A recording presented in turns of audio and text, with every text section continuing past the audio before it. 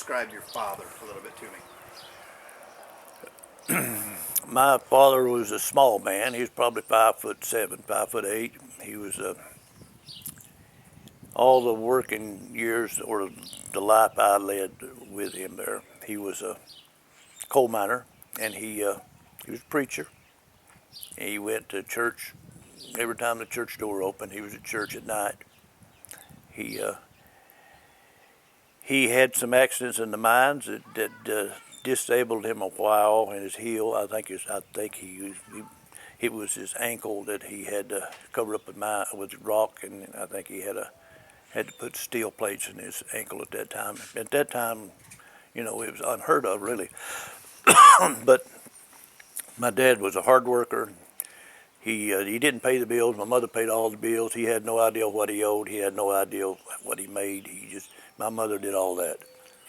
His job was to take care around the house, take care of the running the gardens and going to church and working. Basically, what he did.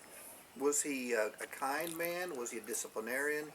What kind My of father? dad, my dad was he left all the discipline up to my mother.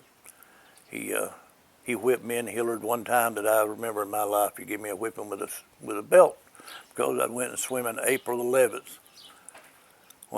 April 11th in a pond, and Hillard and I was up in the pond naked, and he heard about it, and he come up there with a belt and whipped us. That's the only time he ever whipped me. So yes, my dad was a disciplinarian, but he had respect of everybody in the county, or probably anybody in eastern Kentucky. He knew more Bible than most anybody that I knew, and everybody everywhere come to him for passages of the Bible, where they would be, and what he believed in and what he didn't believe in, and they basically come to him for information about the Bible. He was best known around there for the Bible. Yes, my dad and mother they went through the Great Depression, and he was not a veteran. He had a disability. He was basically deaf most of his life. I don't even think, Joe, that you or any of the kids knew that he was 90% deaf. He read lips, and he wasn't great at that, but he preached and he would talk, and he was really, really, really. He was really embarrassed for people to know that he couldn't hear. He kept it to himself, and he tried to read lips, and he tried to answer questions. Sometimes he didn't even know the question, but he tried to hide that disability. But he's a hard worker. I do remember him having a hearing aid, maybe one or two. But he would get hearing aids, and he would be tickled to death with a hearing aid because he could hear a little bit with it when he first got it. But none of them did the job, and he was handicapped to that fact. But he was a hard worker. My dad was. Did he have any interest outside of providing for your family?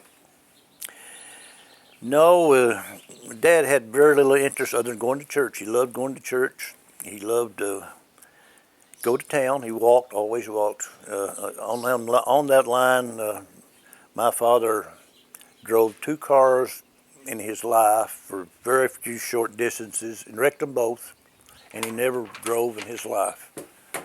He owned one car, but he bought it, and he never drove it, and none of us drove it.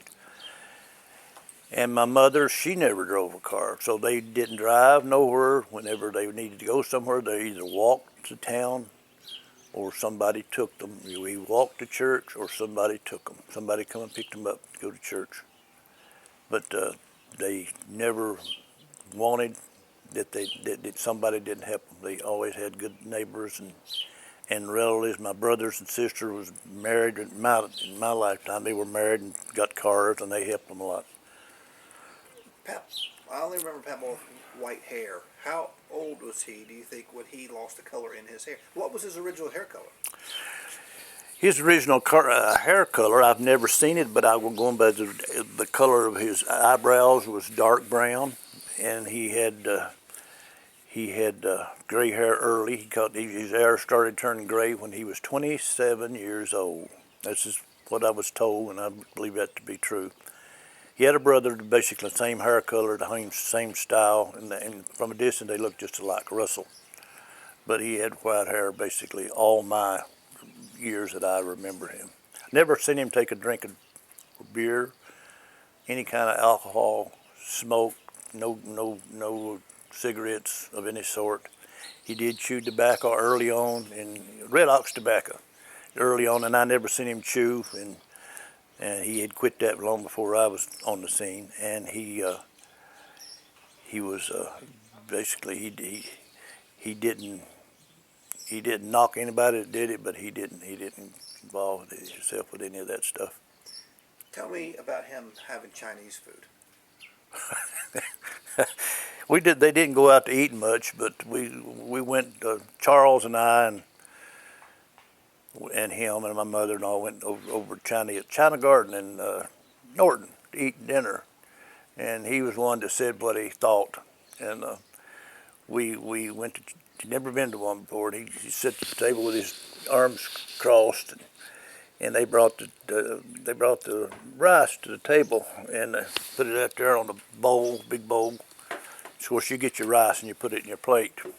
And he looked at it. When we had rice at home and for morning breakfast, it was always with cream and sugar in it, and it wasn't dry. Well, he looked at it. He said, "Is that it, boys? That's all we're going to have?" Of course, they brought the other things that you put on top of the rice, and they brought it in, and he put it in there. He put it on top of his rice, and like we had to show him, and he ate it. And Charles and I, after we got through eating, Charles and I went to the restroom, and we was in the restroom, and Charles said, boy, he liked that, didn't he? I said, Charles, he did not like that breakfast, or that Chinese food. I said, I know he didn't. Well, anyway, we went back, and when we got ready to leave, we was going out the door, and there's some guy sitting there at the front door, and he asked that guy, he said, buddy, he says, did you like that Chinese food? And that guy said, buddy, I love it. Do you? And he said, I wouldn't give you a dime a bushel for it. And he meant it. He was honest. Yeah. I wouldn't give you a dime a bushel for it. But he was a big eater. He loved to eat, but he didn't like leftovers. He liked loved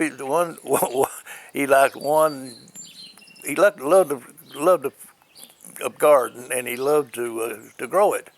But he didn't like green beans. He'd eat one mess that a year, and that was it. And he didn't like turnips. And my mother would fix them regardless what. Why? He just didn't like them. So why did she make it regardless?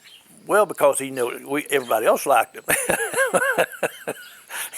He'd sit there and want you to eat the far out of them, because if you didn't eat them, you'd have to eat them next day. We didn't throw nothing away. You had turnips and turnip greens and green beans. He'd eat one mess a year, but he could raise a garden anywhere.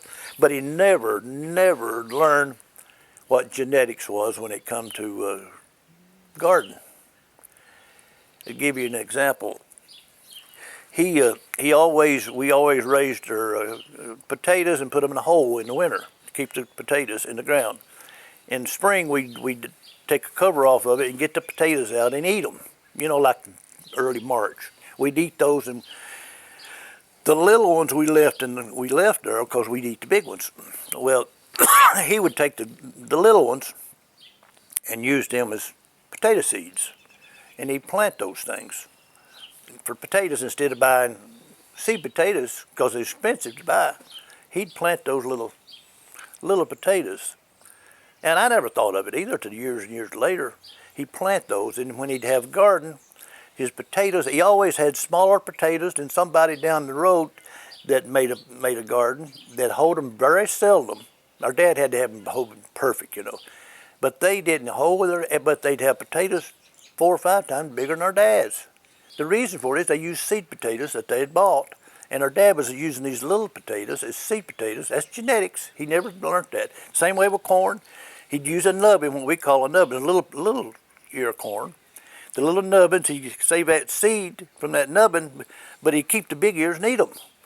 He'd plant them nubbins, the corns, and get corn, but you get a little corn. And he never learned that, and nobody ever told him. I mean, they wasn't taught. He wasn't taught to us. It wasn't taught to him, I'm sure. But he loved the garden, and he could hold stuff, and it was pretty, but it didn't produce what other people did. That's my dad. That's a nutshell. Do you have anything else to say about him?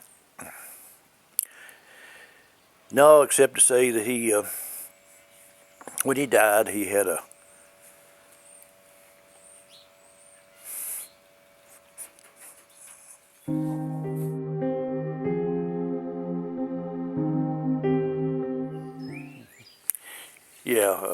my dad lived till he was 83 years old, and he lived a full life. He had some medical problems before that. We knew he had heart problems, but he died with a massive heart attack. You know, I don't know the date or the month. I remember when it happened, but I don't remember the date. But he was 83 years old, and he died at Whitesburg Hospital. They got him in the hospital, and he lived a short period of time. I lived in Indianapolis at the time, and the time I got home, he'd probably lived 30 minutes after I got there. Your dad died April of 90. Yeah, I know the year is 90. It doesn't have a date. April 90. Yeah, April 90, yeah.